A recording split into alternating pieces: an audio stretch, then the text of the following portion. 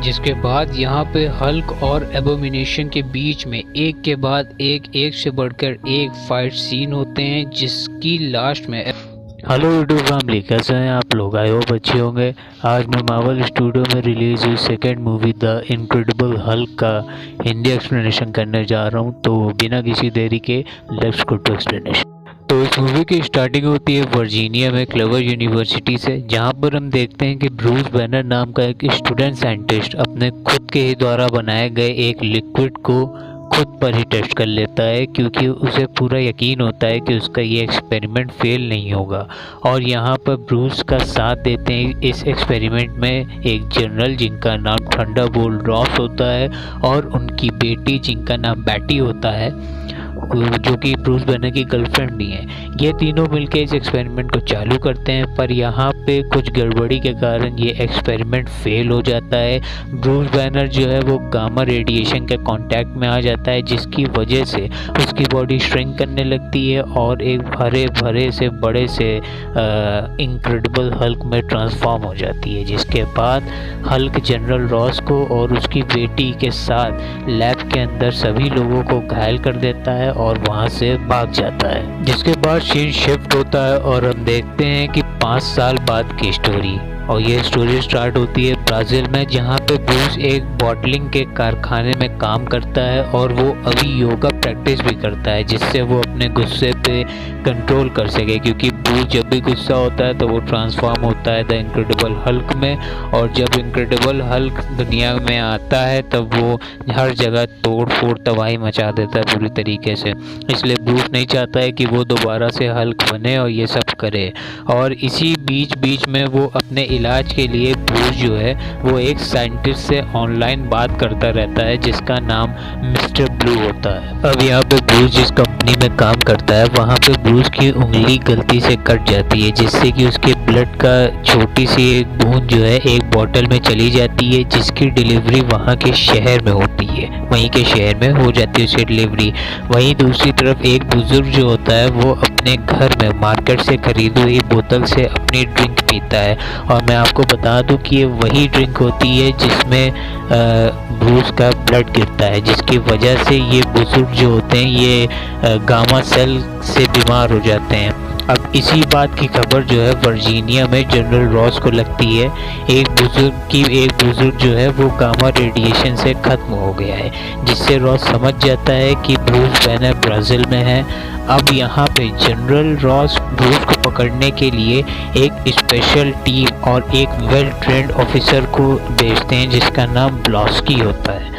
वो ब्रूस को ट्रैक करके ब्रूस को पकड़ने के लिए जो है ब्राज़ील आता है, लेकिन ब्रूस भाग जाता है।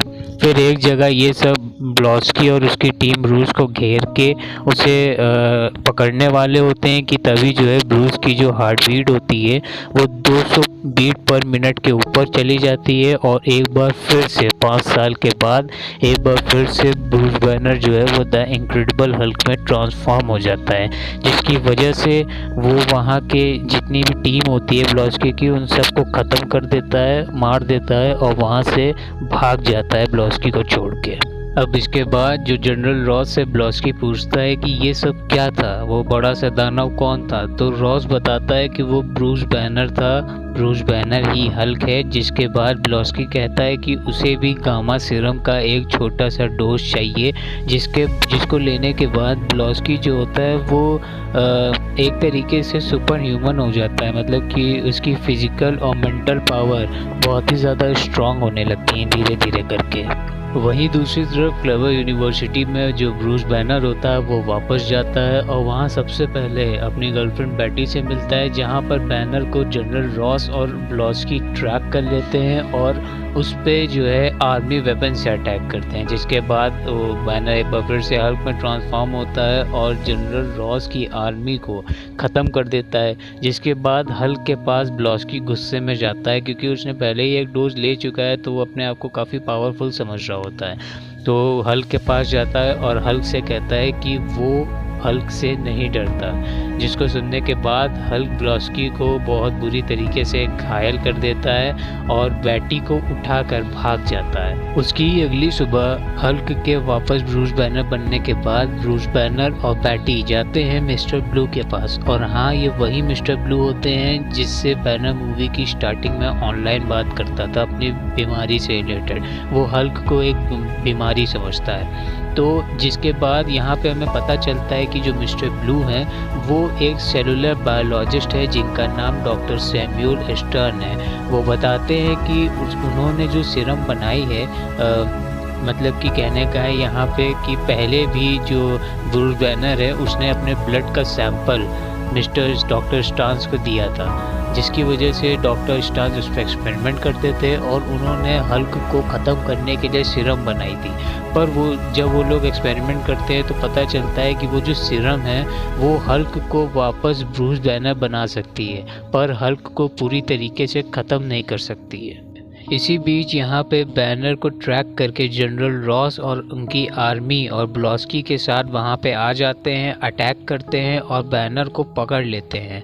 जिसके बाद वो एक हेलीकॉप्टर में बैनर को और बैटी को दोनों को ले जाते हैं कि तभी वहीं पे जो ब्लॉस्की होता है वो उसी लैब में पीछे रुक जाता है और डॉक्टर स्टान से कहता है कि मुझे बैनर के खून का इंजेक्शन लगाओ।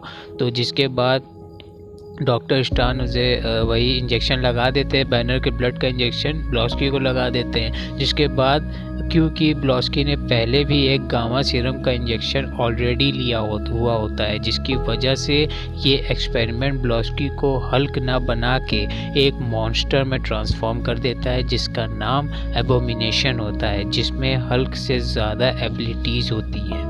जिसके बाद जो एबोमिनेशन होता है वो हर जगह लोगों को मारने लगता है, हर जगह तोड़फोड़ करने लगता है। ये चीज़ हेलीकॉप्टर से ऊपर देख रहे होते हैं जनरल रॉस, उनकी आर्मी और जितने भी लोग होते हैं उस हेलीकॉप्टर में। जिसके बाद जनरल रॉस को महसूस होता है कि केवल हल्क ही अब ऐसा है जो कि अब इस मॉन्स्टर एबोमिनेशन को रोक सकता है, जिसकी वजह से बैनर को जो जनरल रॉस होते हैं वो छोड़ देते हैं और जहां पर बैनर हेलीकॉप्टर से जंप करता है और नीचे ज़मीन से टकराने के बाद ट्रांसफॉर्म हो जाता है द इनक्रेडिबल हल्क में। जिसके बाद यहाँ पे हल्क और एबोमिनेशन के बीच में एक के बाद एक से बढ़कर एक फाइट सीन होते हैं, जिसकी लास्ट में एबोमिनेशन को हल्क एक जंजीर से गला दबाकर लगभग एबोमिनेशन को मार ही देता है कि वहीं पे बैटी ऐसा करने से मना करती है, जिसकी वजह से एबोमिनेशन को हल्क छोड़ देता है और बैटी को